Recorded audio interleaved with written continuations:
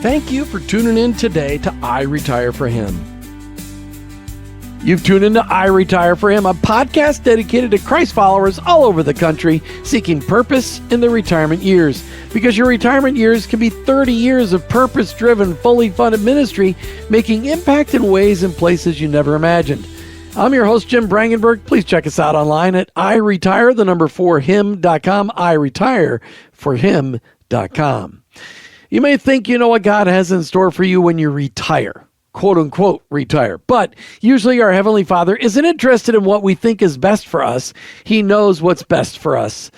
Joan Farley has a fascinating life story, and her retirement years have already had some twists and turns, including writing a powerful fiction book on mentoring. She's here today to tell us her story. Joan Farley, welcome to I Retire for Him. It's great to be here. Thank you for having me. So, Joan, you have had an around-the-world life while growing up. How did that shape who you are today? What's some of your story? Hi. Well, my parents were missionaries in Indonesia, and because of political turmoil and upheaval, my dad was accused of being a spy, and we got shipped out of the country after he spent some time in prison. And so we had to go somewhere else. So the mission sent us to Trinidad. That meant that I needed to go to boarding school because Trinidad was under the British school system. So I went to boarding school in Venezuela, so that's country number 3. And of course, the U.S. made 4 countries when I was growing up. So your parents had to suffer for the Lord in Trinidad and Tobago, surrounded by those incredible blue waters. And then you had to suffer at a boarding school in Venezuela, back when Venezuela was a pretty cool place. Full of money, and as I hear oil running over the roads, there was so much oil. Unbelievable. So how did that shape you? Because you've got an interesting life story. As an adult, you didn't get married until pretty late on in life. How did all of that shape your story? A lot of it was that I knew that there was a big world out there.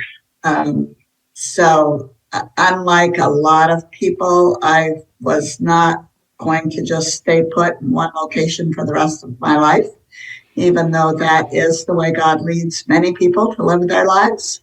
But for me, it meant, now God, where? And that's what I asked at every juncture in my life. Where do you want me to go next? And I just walked through the first open door, wherever it was, whether that was Mexico, which was first, then Guatemala, then the Philippines, and back to the States. Then I got married.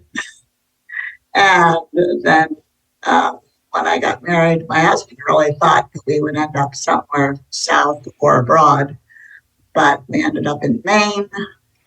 And then when we joined a mission, he had always told me, when I retire, we're going to become missionaries. Because he figured, why not have the government fund your missionary endeavors? I agree. Fully funded missionary. Absolutely. Now, your husband's name, Charles, right? That's correct. All right. So Maine, that was quite, you look at all the different places you've lived and then you get sent to Maine. That was quite a difference. It was. Fortunately, he was born and raised in Connecticut. And so he was able to say to everybody up here, I am a true Yankee, which mattered to some people. And so it was good. I'm a I don't know what I am person.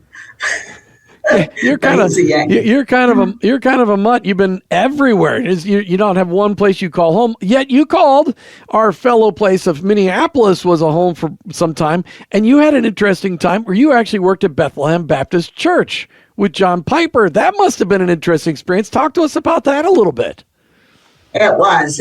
Those were good years. I was still single and able to invest all of my time. In fact, I figured I was probably working at least 80 hours a week. And why not? You're single. Why not give it all? And so I had the former minister for children's discipleship, that was the title they gave it, was still in the church. And she, in some ways, became a mentor to me. And one of the things I really appreciated about her is she never seemed old, even though she was old enough to be my mom, because she was so active and involved and willing to listen.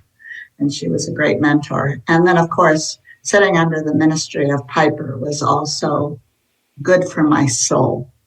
And it really helped ground me and stabilize me as far as my theological mindset. I was just saying, it would have given you a heavy duty. I mean, no light conversations with John Piper. I mean, his books make my head start to smoke. It was like, yeah, I mean, it's good stuff. What an incredible journey. So when you and Charles got married and then moved to Maine, and you guys were talking about retirement being missionaries, what did you actually think retirement would look like for you? I had no idea. I mean, I had been a missionary, so I knew what that looked like, but he is very much a teacher. So I knew that was going to be part of the picture. While we were there, we went on a missions trip with the organization that we are now with to the Dominican Republic. And in the Dominican Republic, it was nonstop ministry. He preached 3 times on Sunday. Every night of the week, it was 6 o'clock to 10 o'clock teaching. And then that went, so 2 Sundays and that all week. And then Saturday, he was speaking at a youth rally, and they got him on local television.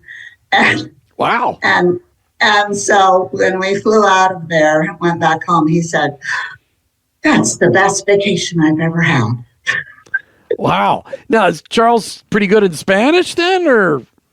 No, he had to use the translator, and there are some very good interpreters there in the Dominican Republic. So, wow, yeah. That's incredible. So that's what you experienced while you were still working in Maine, and now you decided to get sent from that same organization. Mm-hmm, yes, and so when we had another missionary from them come in and talk to the church, and I leaned over and I said, "That sounds like your kind of ministry," because it's basically going where you're asked to go and teach. And I knew that he is not one that thrives unless there's some new challenge. So this would be a constant, pretty much new challenge every time.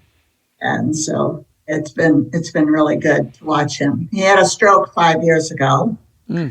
Very debilitating, paralyzed on one side, and I didn't know at the time if that was going to be the rest of my life, was caring for him. But God, in his supreme ability, allowed him to have an almost complete recovery. And so he's back to teaching again, but it takes him 2 or 3 times as long to repair as it used to. So, he said to a pastor friend of his, he's like, after, it was probably several months after the stroke, he's like, "Well, I'm back to doing everything I can, except that I used to do, except I can't talk right, and I can't write, and I can't read." Wow. For a pastor, that's everything. Yeah. So your life has looked different than what you expected it to look in retirement. Yet it sounds like you're having a good time. We are. There are times when, of course, you get weary and you have to remind yourself to keep pressing on. One of the stories that you probably heard Piper tell is the story of the seashells. Anyway, he read this article in Reader's Digest, I think, about this couple who had retired to Florida. And the article asked her, what she was doing with her retirement. And she went in and showed him her collection of seashells. And Piper basically got angry and told the church, he's like, "Can you imagine going to God at the end of your life and he says, 'What did you do with your retirement?' And you say, 'Look, God, see my seashells?'" And that made a profound impact on me too, to say, I don't want to just coast. And so, yeah, life has gotten harder, especially for my husband. And we're now caring for my 99-year-old mother, which also, adds the complication because every time we are asked to go on a trip, we have to figure out who's going to come and stay with her. And so, yeah, it's not easy, but I don't want to get to heaven and say, look, God, at my collection of books I've read or whatever. Or your seashell collection. You did spend some time along the beaches in Trinidad and Tobago. No, and we lived in Florida. Martha and I lived in Florida for 20 years in a couple of different retirement neighborhoods, and we were in our 30s and 40s and early 50s. And I will tell you, those people that collected seashells are miserable. They're lacking purpose. Not only do they live in purgatory on earth in a homeowners association, because that is exactly what that is, they're just miserable because they have no purpose. And so the life that you and Charles are leading with the crazy travel and doing all the teaching, it's fantastic. What I love is that God has taken your love for ministry and discipleship and children's discipleship that you were involved in, and God said, hey, Joan, I want you to write a book. And the book is entitled Letters to Cassie. How did that come about? Because you've done writing, you've done curriculum, as you told me off the air. You've done a lot of curriculum, you've done a lot of stuff like that. But what, a fiction book? That probably wasn't what you expected to be writing in your retirement years. It was not. When I was in high school and boarding school in Venezuela, I ran across a book in the library that was a fiction book. And it was a book about, it was mostly conversations between a mother and her daughter, if I remember correctly. And I was missing my mom. So these were good. This was a good book to read.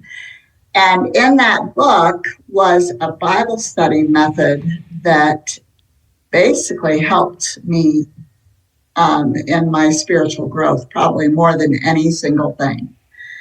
And so I ran across the same book years later and put... What's the name of the book? Go ahead and plug it. I don't know the name of it anymore, unfortunately, because I would love to find out if the woman or her family was still alive and I could write to them and thank them. But I took it down again. I found it in a church library and put it back and said, okay, this book doesn't work anymore because it was outdated. It was written in the 50s and didn't face the challenges that teens have today. That's for sure. But I was thinking about that one day after we were living in Georgia, after we had started with our current ministry. And I said to myself, could I write a book that had an impact spiritually on teens the way that book had on me? And so I said, well, let me just sit down and see what it's like. Charlie was gone on a trip somewhere. See what it's like to just write a little bit of fiction. So I sat down and wrote, and probably about 9 o'clock in the morning and about 4 o'clock in the afternoon got up and said, that was fun. I guess I could do this. But of course, that was 9 years ago I started that. It took a long time for the book to come to fruition. This book, Letters to Cassie, you sent me a copy, and I said, send me a copy. I'd like to read it. What I loved about it is this is a story of Cassie, whose mom was dying for an entire year of, I don't remember the disease now, but cancer, I believe it was, and she was dying.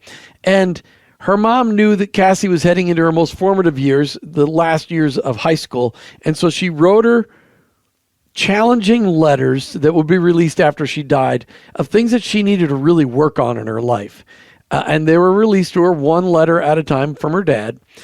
And it was the heart in those letters that Cassie's mom wrote to her was amazing.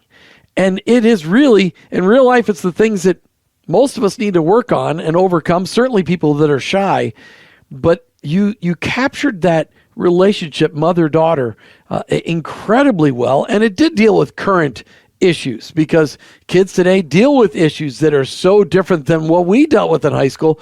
Just the cell phone thing is so ridiculous. But that you had Cassie lead a small group in her high school youth group and minister and disciple to those girls that were underneath her. It's a great story. I totally recommend that everybody buy a copy for their granddaughters for Christmas coming up this year or for their birthday this year. Where can people get a copy of Letters to Cassie? Where can they get a copy? It's available on Amazon. That's the easiest way to get it. And it is a book I highly recommend. How do you, when you, I don't know, when you wrote that book, I don't know, do you have daughters? Did you ever get to have kids, you and Charlie? We did not. Okay. When you get married at 43. Well, I know. I didn't know if there was any miracle children. That's all. I mean, just. Yeah. We tried to adopt, and birth mothers tended to look at us as grandparent age rather than parent age, so that didn't work either. But I've always enjoyed teenagers. There's just so much energy there, and they are underappreciated, I think, in a lot of churches today. And so I just wanted to encourage them, and not just teens, but young adults, college age. I get a lot of college age readers reading these. Oh, well, I highly recommend it. I hope that people will grab it. I hope you sell 1 million copies because it really will touch people. And it'll help fully fund your ministry years, the remaining years that you've got. If your mom's 99, that would be great. That means you got Let us make more trips. That's right. You got a lot more years ahead of you. If mom's 99, it means you got quite a few ahead of you. Yeah, she reminds me of that. And I've said, I don't want to live to be that age because I don't have children and grandchildren to take care of you. Look out for me. Well, you better start working on adopting some now. You can always adopt some adult children. So let's just get personal for a minute before we close out today's interview. What have you learned about how God created you during in the beginning? You're still in the beginning of your retirement years. So what have you learned about how God created you? I think one of the things that retirement especially has shown me is that God is not done with developing new skills. And so when I was in high school, I was asked to write an ongoing story for the school newspaper, but that was the last time I touched fiction. And to realize that God can use something and bring it back to life is an amazing thing. I think the other thing that God has shown me is that there's still more, I guess. What do you mean? There's still more. What do you mean? There's still more that he might want to develop. So it was funny this tends to happen when my husband's gone for a while. One day I decided to make my mother a present for her birthday. And so I got an easel and some paints and went to town and made a sign for her bedroom. It was shortly after my father had passed away that says, mercies are new every morning. And my sister took a look at it and said, I didn't know you knew how to paint. It was my first attempt. He said, I didn't know I could paint either. Do you remember those the buttons that we had back in the 70s? It was all initials, and it was, please be patient, God's not finished with me yet. Do you remember that button? Yeah. And that's really, to be able to say that, you've entered into your seventh decade or you're in your 70s. Mm-hmm. And to say that, hey, God's not done yet. He's still working on stuff in me. That's incredible. Is that encouraging to you that God's not done shaping you? It is. It is very encouraging. Yeah. We can, sometimes I run into people who look back, and are sorrowful for the things that didn't go right, but I tend to not want to be there. I want to keep looking forward. Because, there are things that we might regret, things that didn't happen right, but there's still the future, and we only have today. That's right. We only have today. All right. So for those that are listening today to you, Joan, and they're encouraged that, hey, you've learned that you can paint and you can write fiction, which I encourage everybody. There's a lot of great Christian fiction out there that you can learn from that can also take you to faraway places, which is fun. There's a lot of great Christian fiction authors out there. I highly recommend that you check out that genre. For those listening today, Joan, speak a word of encouragement to them as they're facing retirement or they're in retirement and they haven't found that purpose yet. Well, one of the things I keep reminding myself of is that the only things we take to heaven with us are people. And so, regardless of how we do it, we need to be investing in people. Because whether it's people who don't even know about him yet, so we want to reach out in friendship so that they can learn about him, or it's people who do know him and just need an older person to pour into them and to mentor them and encourage them. Mm-hmm. Yeah, that's the key. And the next generations are desperately in need of getting fed into from somebody who's got a lot of wisdom, who's been down the road further, certainly in their spiritual walk. And if you go to a church that puts all the old people in one wing and all the young people in another wing, change churches or change your church. Because we need to be in Sunday school classes with 20-year-olds, 30-year-olds, 40-year-olds, 50, 60, 70, and 80-year-olds all in one same class because we can all learn from each other. That's what I would say. I mean, that's so incredible. Joan Farley, thanks for being on I Retire for Him today, for sharing a little bit of your story. I recommend to everybody, get a copy of Letters to Cassie, because it's a story you will love reading, and it's a story you'll love giving to your kids, your grandkids, maybe a teenager you meet at the local restaurant that you eat at. But Joan, thanks for being with us today.